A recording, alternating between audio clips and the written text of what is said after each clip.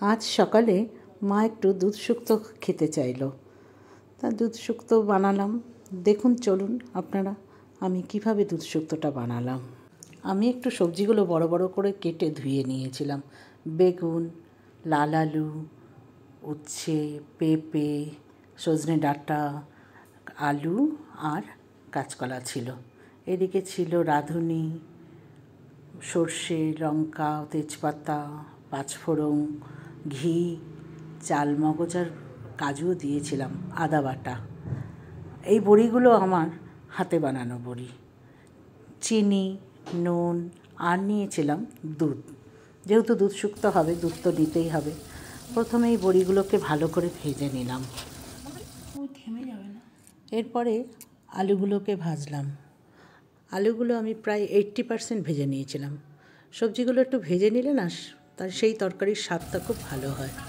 যাই হোক, পরপর সবজিগুলো আমি দিলাম কড়াইতে। এরপর লাল আলু দিলাম। শুক্তো সবাই নানা রকম পদ্ধতিতে করে, আমিও করি। তা এখন তো মা দুধ শুক্তো খেতে চাইলো, তার জন্য এইভাবে করলাম। কাঁচকলাটাও হালকা করে ভাজলাম, পেঁপেও হালকা করে ভাজলাম। বেগুনটা লাল লাল করে ভালো করে ভেজে নিয়েছিলাম, কেন ওটা আমি শেষে দেবো একদম, তার জন্য। এরপরে উচ্ছেটাও ভেজে নিলাম। ভাজলে পরে উচ্ছেটা একটু তিতোটা কম লাগে, তার জন্যে। অনেকেই তো তিতোটা খেতে চায় না। যাই হোক, এবার ফোড়নে দিলাম আমি সর্ষে, শুকনো লঙ্কা, কাঁচা লঙ্কা, তেজপাতা, ফোড়নটা দিয়ে দিলাম। সজনে ডাঁটা ভাজা যায় না, ওর জন্যে একদম শেষে আমি সজনে ডাঁটাটা দিলাম। সজনে ডাঁটাটা দিয়ে একটুখানি নাড়াচাড়া করেই আমি সমস্ত ভেজে রাখা সবজিগুলো কড়াইতে দিয়ে দিলাম। দিয়ে ওগুলো ভালো করে একবার আবার মিশিয়ে নিলাম। মিশিয়ে নিয়ে ব্যাস দুধটা ঢেলে দিলাম ওর মধ্যে। যদি আপনারা মনে করেন দুধের মধ্যে একটু জল মেশাতে পারেন। এরপরে আমি চিনি দিলাম। মিষ্টিটা আপনারা নিজেরা বুঝে দেবেন। নুন দিলাম পরিমাণ মতন। ফুটে উঠলো আমার শুক্তো, প্রায় হয়ে গেল।